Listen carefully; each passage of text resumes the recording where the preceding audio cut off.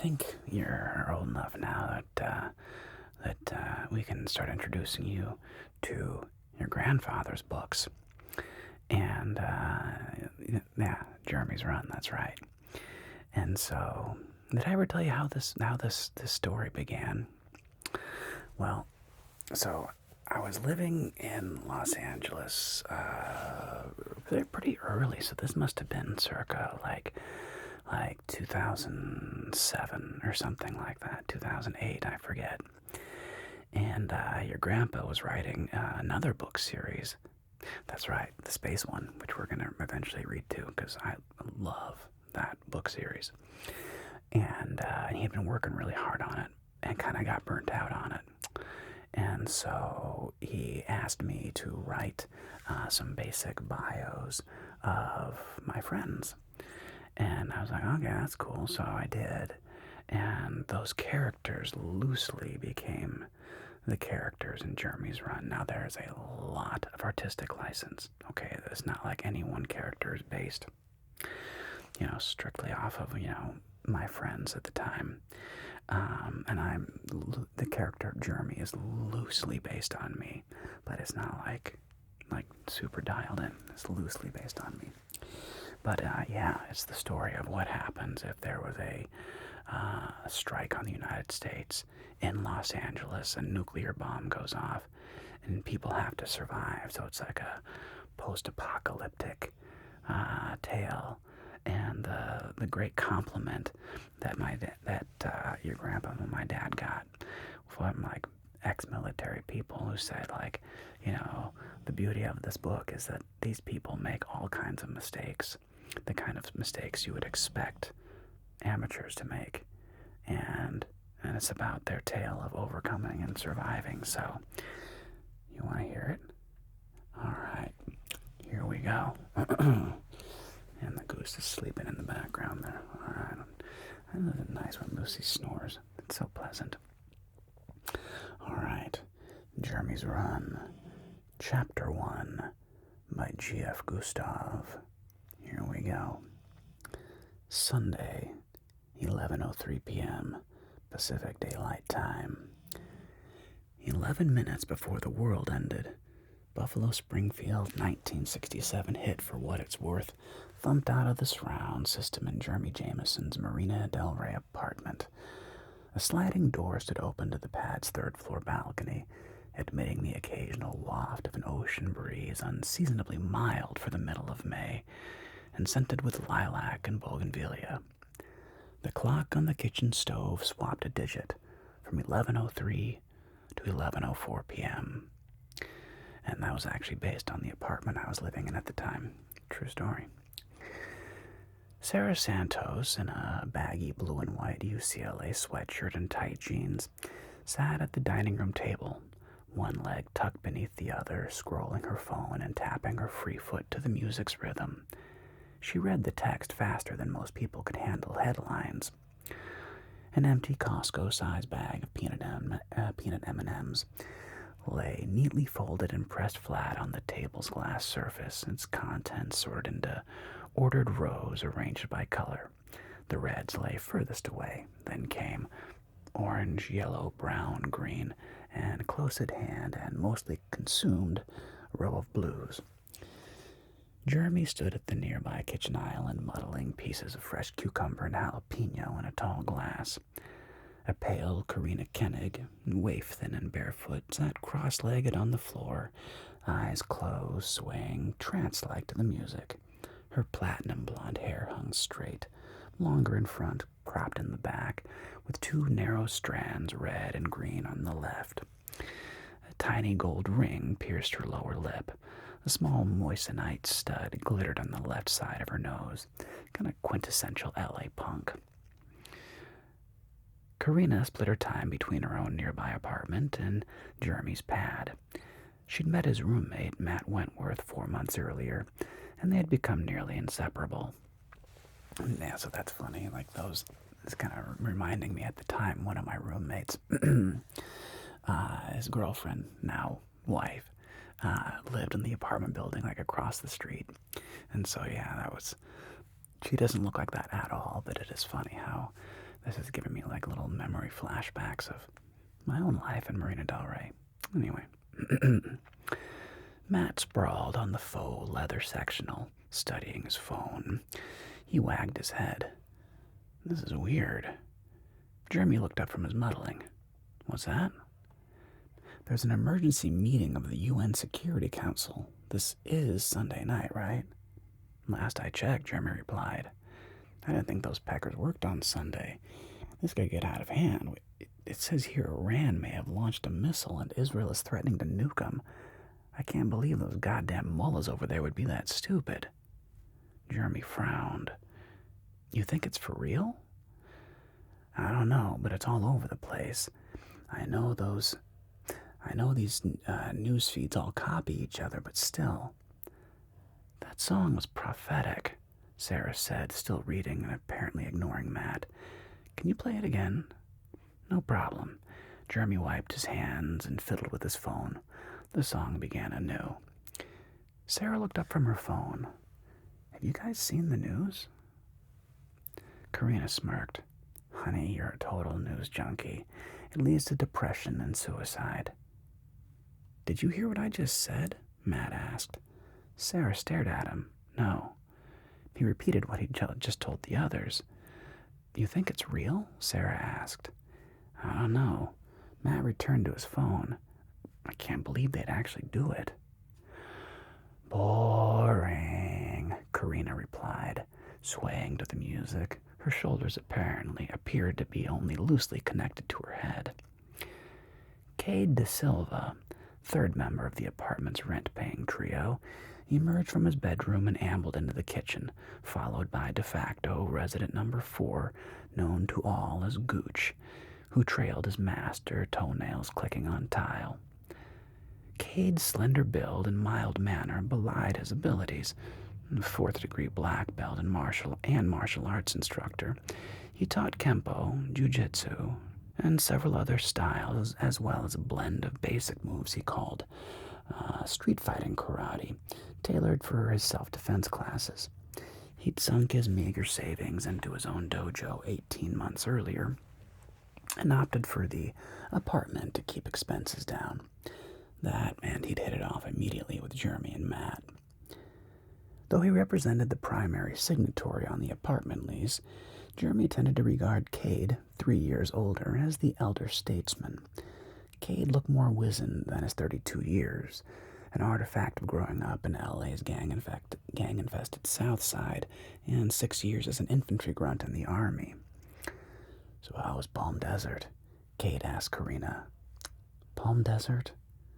Didn't you and Matt fly out there today? I was wondering about that restaurant. Durango's, was it? It was excellent, Matt said. Best Mex I've had in SoCal. Very authentic, amazing guac. I'm betting nothing in Mexico touches it. Cade shrugged. That's a bold claim. My mother made some wicked guacamole. Old family recipe. Matt flashed a sardonic smile. Well, that's it then. Assuming the world is still around next month, we need to fly you out there and get your expert opinion. Cade said he was down for that. Cars just miffed about a little detour we took up to 29 Palms. Cade raised a brow. 29 Palms? What's out there? Absolutely nothing, Karina said. When God created the world, there were a few places he never got around to finishing. That's one of them. We were already out there, Matt said, still distracted with his phone. So I figured why not drop in and see my old friend Red Suttermill. He's one of the best aircraft mechanics I know. He takes care of the place out there. I told him we'd be back next month and take him and Thelma to Durango's. I liked his dogs, Karina said. Princess and Rocco. Yeah, Matt replied. Red couldn't believe that. Kate asked what happened. She sat down in the shade under the wing while I checked out a project Red's working on. He didn't know Thelma let the dogs out. There are a couple of pits. We came out there in cars, and there was Carr, sitting there with Princess on one side and Rocco on the other. Red couldn't believe it. Those dogs wouldn't let me get nearer. He had to call them off. Kate smiled. She's got a way with animals. Karina looked over at Gooch. Come here, you cross-eyed dope. The brindle gray 75-pound mass of muscle headed her away. Takes one to know one, Kate quipped. Karina threw him a fleeting sneer, kneaded the fur at the dog's neck. He's like me, smart, good-looking, lovable, and tough, aren't you, boy? Oh, yes, you are. Gooch licked her face. Cade grinned with a faint headshake. He'd seen the dog in the shelter, and it had been love at first sight. No one knew the canine's pedigree, but Cade thought Gooch had a good deal of pit bull in him, perhaps a bit of black lab, the latter due to the slightly longer and exceptionally sensitive nose.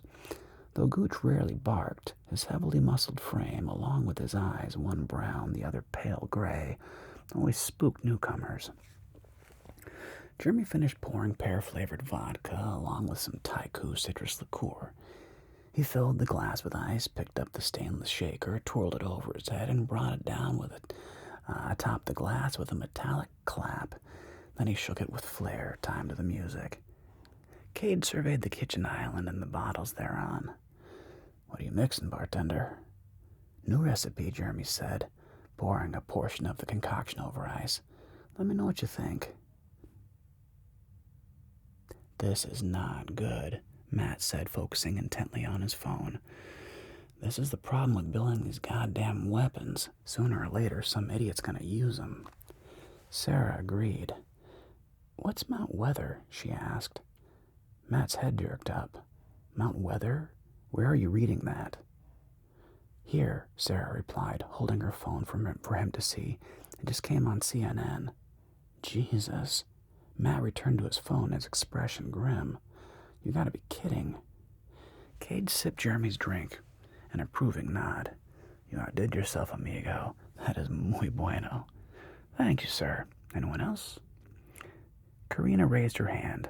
Sarah ignored him, still riveted to her phone. This is bad. The president is leaving the White House. Holy Christ, Matt said, furiously manipulating his phone display. That ought to be everywhere. Where the hell is it?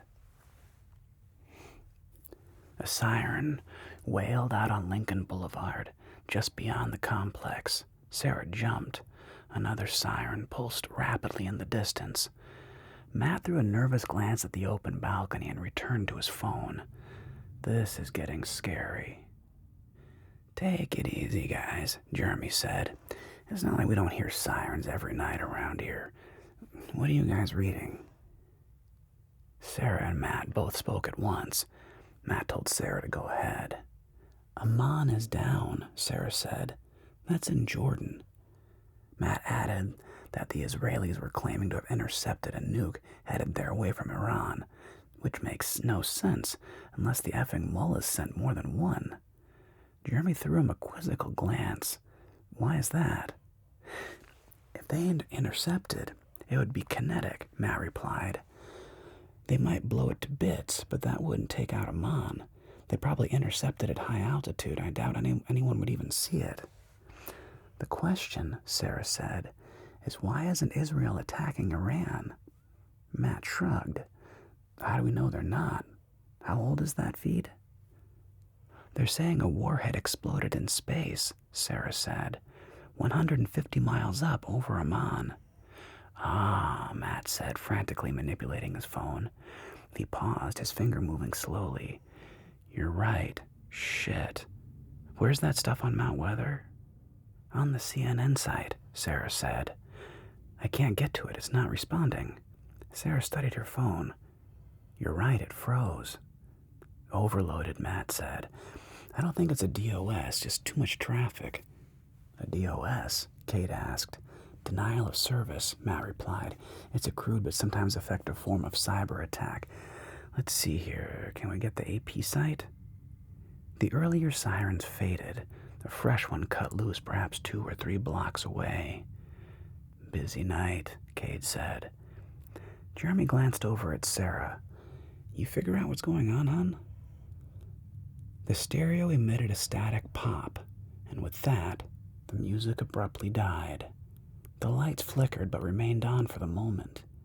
Matt looked up and glanced around the room. Oh, shit. The sudden silence was disorienting. Everyone froze. Matt pressed a button on the side of his phone. Sarah, is your phone dead? Sarah scowled at her phone and pushed a side button. Yeah, it had 60%. Jeremy stared at his phone. Mine 3. Matt looked about the room. Guys, I believe we are in deep shit. An instant later, and without a sound, the lights flickered once and winked off, plunging them into absolute darkness. Karina emitted an exasperated sigh.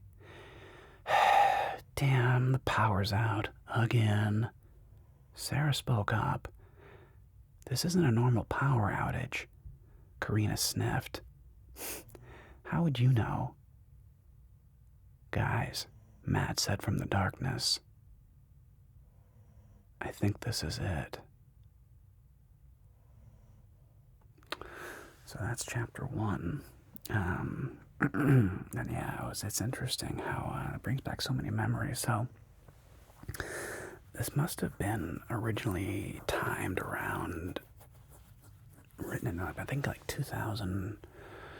Let's see, I'm LA in 2006, 7, 8, maybe around like 2010 or 11, somewhere around then, I think, is when he was first writing. That's wild how, like, so that's almost what, like 14, 15 years ago, and how, like, things haven't really changed much in like 14 or 15 years. It's kind of wild when you think about it.